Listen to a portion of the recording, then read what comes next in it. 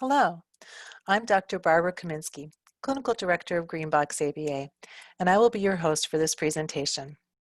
Today, we're going to talk about supporting skills and learning through play and everyday activities. We're going to focus in particular on the many things we can help our children learn through play. There are many ways that we work on learning new skills in applied behavior analysis. We know that the skills that we learn are only as useful as they are, useful. When we help a child learn through everyday activities like play, we're highlighting the usefulness of the things they are learning. Skills can be used more easily in a wide range of situations if those skills are learned in a natural environment, like during playtime. Helping your child learn through play feels more natural and can more easily become a part of your everyday routine and activities. It may seem intimidating to work on the same kinds of things that we work on in ABA, but I want to point out that components of ABA are structured and technical, for example, collecting data and graphing progress, but the basic skills that we use for teaching are not hard to use throughout the day. And when you're learning through play, you don't have to worry about collecting data or graphing. In addition to being more natural for both you and your child, there are many other reasons to teach through play. Motivation is a huge part of learning, and play can be, fun and motivating. In fact, if it's not fun, then to be honest, it's work, not play. That means you may have to adjust your idea of what constitutes play. Your child may not enjoy the same things that you did as a child or that you think a child of their age should like to play with. Play-directed learning requires that we listen to what the child tells us, vocally or in other ways, that they consider to be play. Play gives us many opportunities for language and conversation, and as a result, many opportunities for the child to practice communication skills. As a result, your child can learn skills needed to communicate with both peers and with adults. And play also gives us many opportunities to work on social skills, like cooperation, sharing, and turn-taking, to name just a few. For children with more advanced play skills that include creative and imaginative play, it provides practice with planning skills through storytelling and role play. Before we go any further, I want to take just a second to make a distinction between learning play skills and learning through play. In this workshop, we're going to focus on teaching skills, such as communication, through play, and will not be focused on teaching children how to play. But learning new play skills will also be a natural part of this process and can be a positive side effect of the things we're talking about. However, it's also very important for you to recognize how your child currently plays so that you're not expecting them to play in ways that they haven't already learned how to. Child development experts have long known that there are stages of play development. One of the early steps is solitary play. During solitary play, the child may be aware of others, but mostly plays on their own. The child is exploring their environment and often engaging in cause and effect play, for example, filling and dumping things or opening and closing a toy. During parallel play, the child shows interest in things other children are doing or playing with, but doesn't play with other children so much as play next to them. The child begins playing with others in associative play, which is a more free-form way of playing, such as playing chase games. However, this kind of play doesn't require planning or creative skills. And it's finally in cooperative play that children engage in planning, cooperation, and assigning roles for acting out events. For example, your child might want to play restaurant and say, "You pretend to be the chef and I will come to your restaurant." Cooperative play requires more complex social skills, such as cooperation, and also executive function skills, such as planning. Spend a little time watching your child play so that you have a better understanding of what stage of play they are currently at. And then get started. So, where do you start? Well, first, I wanted to tell you, don't put a lot of pressure on yourself. Not every play opportunity needs to be a serious learning opportunity. It's important that you have fun. And when you are clearly enjoying yourself, you show your child that the toy, game, or activity is fun. Now, I just told you not to put a lot of pressure on yourself, and you really shouldn't. Depending on your style, you can think on the fly or you can plan ahead. Whichever works better for you, you should still follow your child's lead. Remember that what they like to play may not be what you think is fun at all. Whatever they're playing with, use that. Let's say, for example, your child is playing with a ball. There are many learning opportunities related to playing with a ball.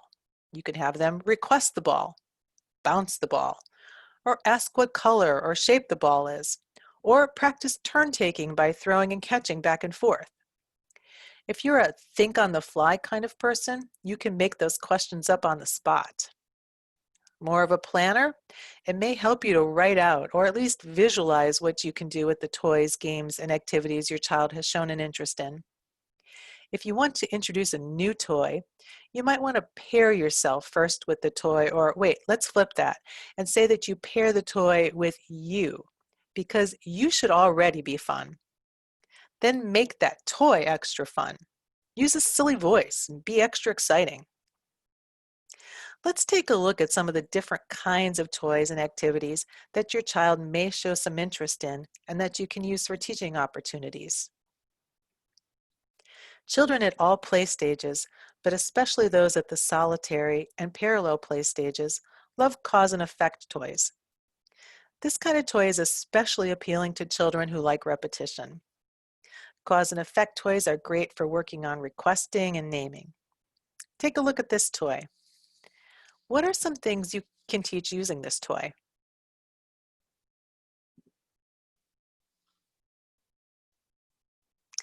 Did you think of things like, what color is the ball? Or holding a ball and requiring the child to request it. You can also describe the actions of the balls, such as, the balls are going down the slide. Matching, pattern, and sorting toys also appeal to kids who like repetition and completion. These kinds of toys have a clear beginning and end, and they also have a visual component, so they may require some hand-eye coordination, and it's important to keep that in mind. Examples of these kinds of toys are stacking rings, stacking cups, shape sorters, inset puzzles, and tangrams. There are many different kinds of skills that can be taught with these toys, such as matching, patterning, prepositions, for example, put it in, sorting, requesting, labeling, size concepts, and ordering.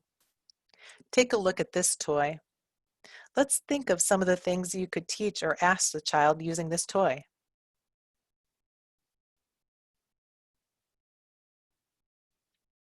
Did you think of such things as naming colors, pattern of shapes, pattern of colors, shapes, sorting by shapes, sorting by color? I'm sure there are even more.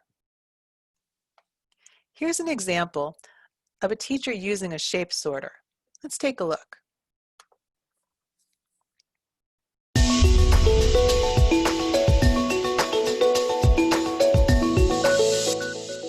So with the sorter, I was working on requesting, and I also incorporated colors. Do you want red or yellow? Red. Red in. Do you want yellow or green? Yellow. I want yellow. I want yellow. I want yellow. Good talking. What's next? I tried to do shapes as well, but he wasn't catching on to it, so I just decided to work with She's excited. Just decided to work with the colors, and I was able to take data on that. And I made sure I had the visuals available so that if he needed that little prompt, I could just kind of slide it over to him, and that works really well. This one? No. This one. This one? Oh, say, I want red. I want red. I want red, okay. Wow. Whoa, does it fit? Yeah. Wait a second. Does it fit? No. No, it doesn't fit. Okay, let's try again. I also had this one available. This is a core board so that kids who are maybe at a different stage and are working on getting a device can have it available. And making choices. He had to choose between the blue or the green and then identify which one that he was getting. Also working on differentiating between yes and no. Sometimes that's hard for kids, and you can get a lot of behavior if they don't understand yes and no because they don't know how to ask for help. They don't know how to say something's going wrong. And by having a visual available for them, if they can identify, that's not working. No, it's not working. I need help. Oh no. Oh no, it's not closing. Mommy, no. It's not closing. No cry. Use words. I want push. You want push? I like that. Push it. Is that working? No. No, not working. And modeling the language for asking for help. You're not going to have as many of those tantrums or breakdowns that come from not being able to communicate what you want and need. Do you want help? Help me. Help me, please.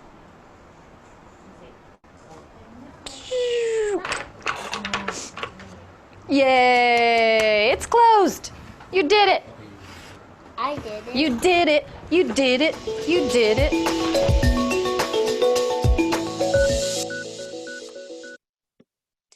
You can work on similar questions during play, and you don't have to worry about using visuals or collecting data like the teacher did.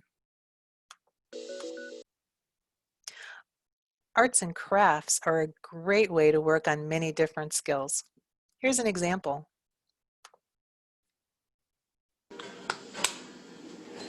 Nice job closing it.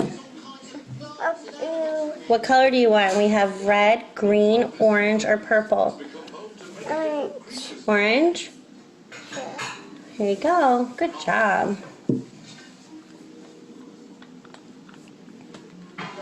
Whoa, you dropped it. That's okay. One. Here you go, Amanda. What do you want me to do? Do you want me to close it? Close it, okay. What color? Red, green, blue, purple, or orange? Blue. Blue. Good job. Are you going to open it? Nice.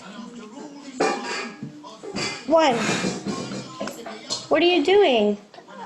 Closing. Good job. Thank you. What color do you want next? Yellow. Red, green, blue, purple, or orange? Purple. Purple. Nice job. In the video, the teacher was working on such skills as requesting and color recognition, but there are many other things that we can work on with arts and crafts. If your child knows how to copy you, you can practice that skill in many different fun ways. Let's watch this example.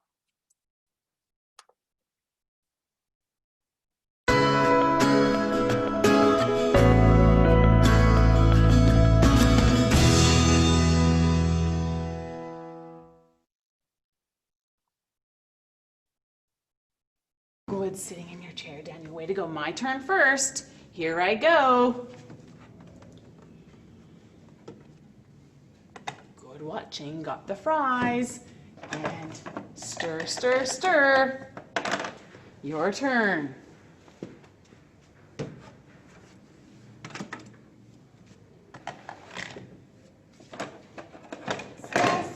Hey, perfect job, Daniel. Great cooking. Come on back to the chair for a second. Stir. stir, stir, stir. Great watching. And in the oven. Okay, your turn. Off you go. Stir, stir, stir. Stir, stir.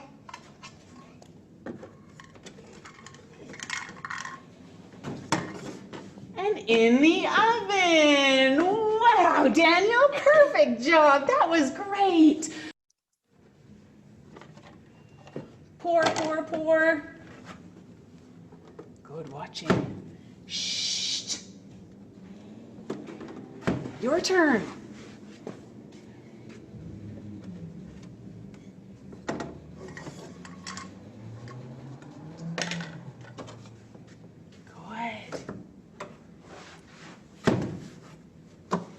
You right?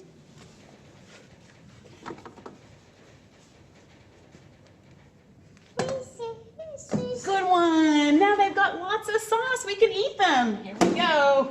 Ooh, these ones look tasty. Num, num, num, num. Ooh, hot. You're right. Ooh, hot. Better blow on them. Good one. Let's try them now. Mmm, delicious. My turn again. Nice sitting on your chair, Daniel. Very good. Here I go. Ooh, gotta watch. My turn again. Bread. Nice watching. And lettuce. Your turn.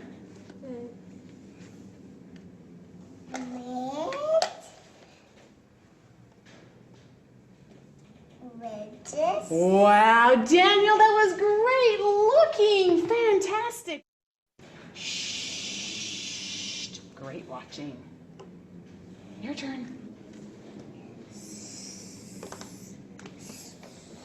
That's the way. Get that sauce on there. Cool. Good boy. You want to eat them now? Yeah. Good idea. Let's try them. Ooh, mine's yummy. Hot. Is yours hot? Uh-oh.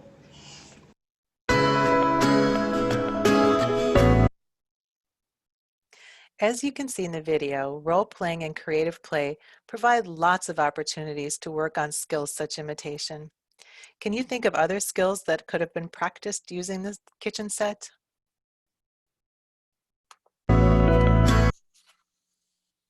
Another way to work on imitation is to ask the child to copy something that you have built.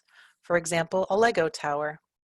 This kind of play is excellent for working on following directions, whether you give your child the directions vocally, show them a picture, or if your child can read, written instructions. An interesting example of this is snap circuits. So take a look at this toy, Legos, and think of something you could teach your child using this toy.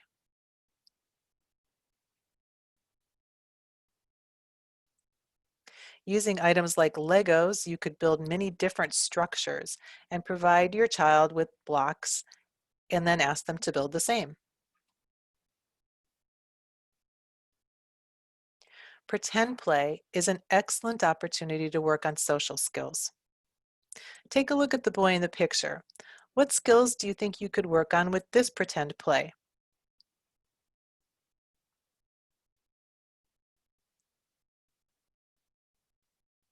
Pretend play is excellent for working on things such as perspective taking, cooperation, and flexibility.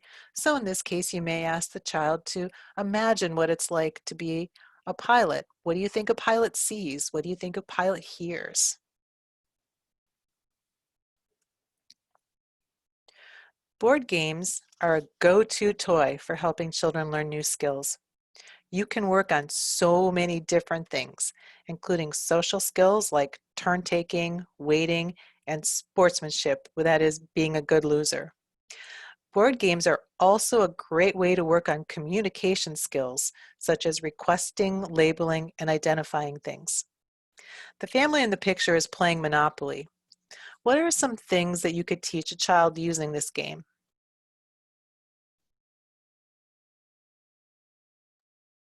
Monopoly is great for learning money skills, for turn taking, for flexibility, like when you land on boardwalk and it's owned by someone else, and of course for being a good loser. Children at many different levels enjoy active games. Active games are a good way to encourage exercise. And in order to play games such as red light, green light, a child has to pay attention, listen, follow directions, wait, and stop their actions.